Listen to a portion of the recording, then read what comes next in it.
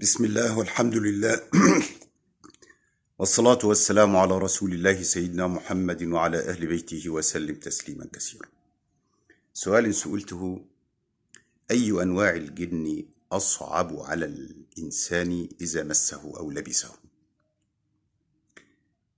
هل هناك على حسب الديانة أشدهم اليهودي، وعلى حسب الدرجة أشدهم العفريت. أما أصعب أنواع الجن إتعابا لبدن المريض من البشر هو الجن الصوفي المسلم. أقول لك مسلم، مسلم، ولكنه جن صوفي. هذا الجن غالبا ما يصيب المريض بعاهة، إما شلل أو عمى أو بكم أو صنج عدم سمع أو أي أنواع من الأمراض. هذا الجن الصوفي المسلم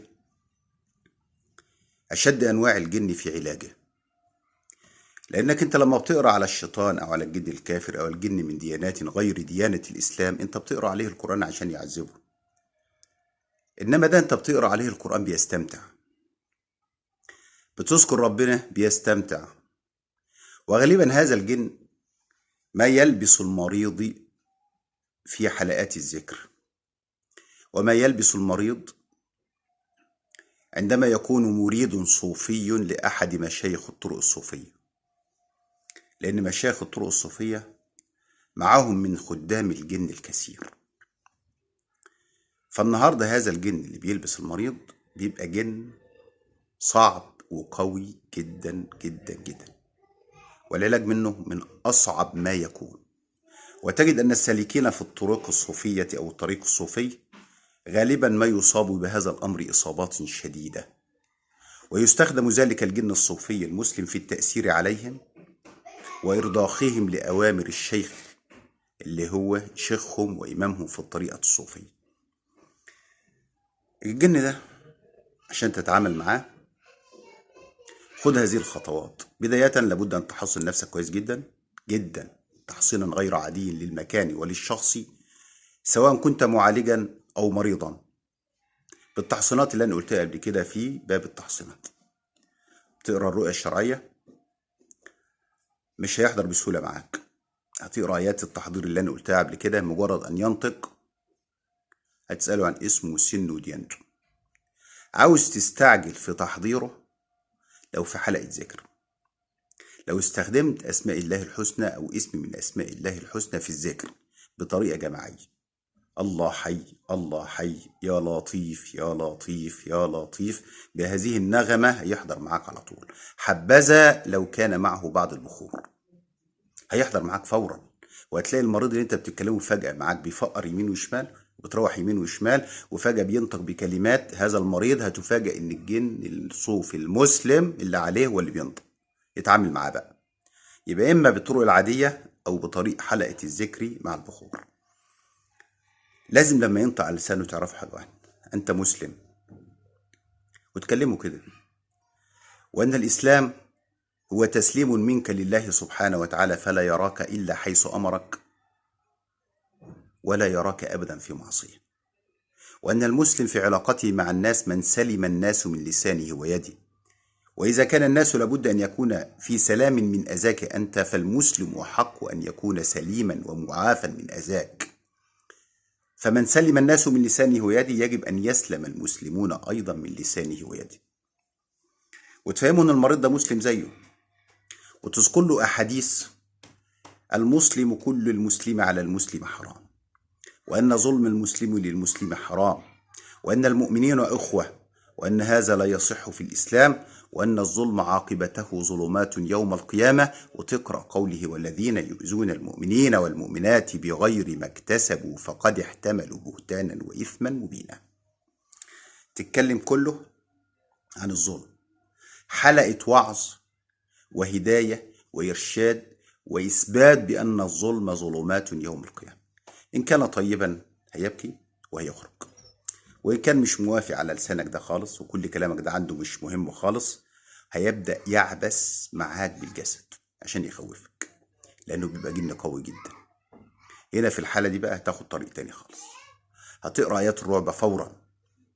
سنلقي في قلوب الذين كفروا الرعب فاضربوا فوق الأعناق واضربوا منهم كل بنان وقذف في قلوبهم الرعب فريقا تقتلون وتأسرون فريقا ورزقكم أرضهم وديارهم. كل آيات الرعب اللي أنا قلتها قبل كده. هتقرأ آيات القهر، آيات الرهق، آيات الصعق، هتقرأ آيات الانتقام. هتقول له حاجتين اتنين: أنا عذرت فيك وأنت مسلم وأنت ظالم، والظلم ظلمات يوم القيامة، وإن اتباعك له واتباعه لك من الحرمة بمكان، وأن اتباع العبد لا يكون إلا لله وحده. ألم تر إلى الذين اتخذوا من دون الله أولياء يحبونهم كحب الله والذين آمنوا أشد حبا لله، إلى قوله استبرأ الذين اتبعوا من الذين اتبعوا ورأوا العذاب وتقطعت بهم الأسباب، وقال الذين لو أن لنا كرة فنتبرأ منهم كما تبرأوا منا كذلك يريهم الله أعمالهم حسرات عليهم. بتبدأ تقرأ آيات الاتباع من الجن والإنس أو الاتباع الأولياء من غير الله سبحانه وتعالى، وتوضح له أن غاية التوحيد في قلب المؤمن أن يتبع العبد ربه ولا يتبع بشرا، لا شيخ طريقة ولا إمام ولا أي حد. ليس لنا إلا في رسول الله صلى الله عليه وسلم أسوة حسنة في اتباع، بقول وأطيعوا الله وأطيعوا الرسول. أما أي بشر لا، اتخذوا من دون الله أولياء يحبونهم كحب الله والذين آمنوا أشد حب الله. ولو ترى إذ الظالمون في غمرات الموت والملائكة باسطوا أيديهم. هتقرأ كل آيات العذاب وآيات الاتباع اللي بتشد الوطأ تماما على قلب المتبعين في الظلم، وأن الاتباع لا يكون إلا لله. هتقرأ المرة واثنين وثلاثة، وتبدأ تقرأ في آيات العذاب، وتبدأ تقرأ في كل آية ذكر فيها النار وذكر فيها الظلم وذكر فيها العذاب، وليس للكافرين إنما للظالمين، وبئس مثوى الظالمين. ولو ترى إذ الذين ظلموا في سكرات الموت والملائكة باسطوا أيديهم أخرجوا أنفسكم. هتقرأ آيات الظلم المقترنة بالعذاب، مش آيات الكفر، لأنه جن مش كافر. هيبدأ معاك بقى بحاجات غالبا إذا كان جنا عتيا هتلاقيه مرة بينفخ لك البطن عشان يخوفك. ما تخافش، اتك على ايد المريض، بطن المريض كده اهوت، واقرا آية الكرسي وانفخ على البطن، هتخف البطن. وآية الكرسي دايما تكون جارك على كوباية مية، تقوم مسقيله كوباية مية تنزل بطنه، هتلاقي البطن خفت. هيبدأ يخوفك، ممكن يقوم ماسك بفم المريض انه يكلمك.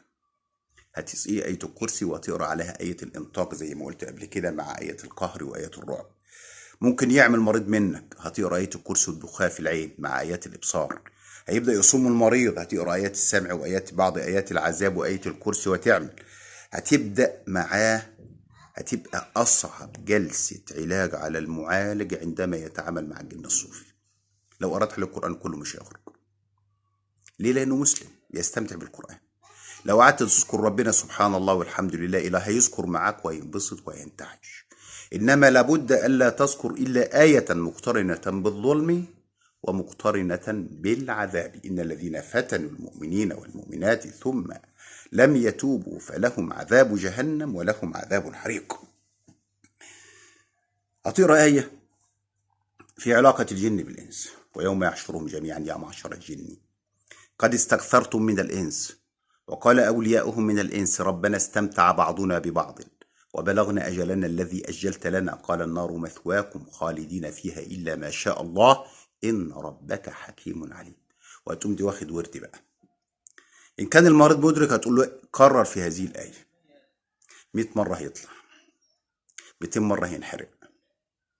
إذا كان الإنسان المعالج نفسه، الإنسان المريض لا يدرك، هتقراها أنت عليه: ويوم يحشرهم جميعا يا معشر الجن قد استكثرتم من الإنس وقال أولياؤهم من الإنس ربنا استمتع بعضنا ببعض وبلغنا أجلنا الذي أجلت لنا قال النار مثواكم خالدين فيها قال النار مثواكم خالدين فيها قال النار مثواكم. وهتكرر إلا ما شاء الله إن ربك حكيم عليم. الجن ده من أصعب أنواع الجن، لا تقرأ عليه إلا آيات الظلم وآيات العذاب. وأعوذ بالله من هذا الجني، وإلى لقاء آخر إن شاء الله.